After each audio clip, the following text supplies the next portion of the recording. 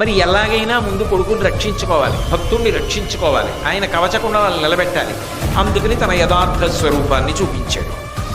అనుడు అతడేను సూర్యుడా మనమున నీయందు కలుగు మక్కువ కజ్జం బొనరగనుపదేశింపగ చనుదించిది అనిన అతడు సంభ్రమమప్పన్.